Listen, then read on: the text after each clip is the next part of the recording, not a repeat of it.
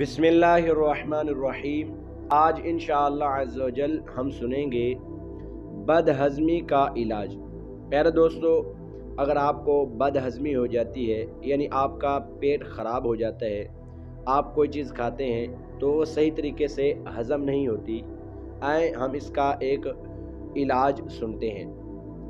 پیارے بھائیو، جس شخص کو بدہضمی کی شکایت ہو، نیچے دی گئی 2 آیت کریمہ کو پڑھ کر اپنے ہاتھ پر دم کر کے اسے پیٹ پر پھیرے اور کھانے وغیرہ پر دم کر کے کھانا کھایا کرے، انشاءاللہ عز و جل بدہضمی کی شکایت دور ہو جائے گی۔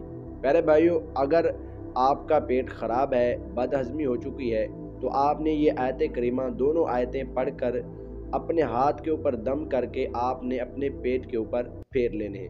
اگر آپ کو شکایت ہے یعنی پیٹ خراب ہو جاتا ہے تو آپ نے کھانے سے پہلے کھانے کے اوپر ان دونوں آیتوں کو دم کر دینا ہے، انشاءاللہ عز و جل بدہضمی نہیں ہوگی۔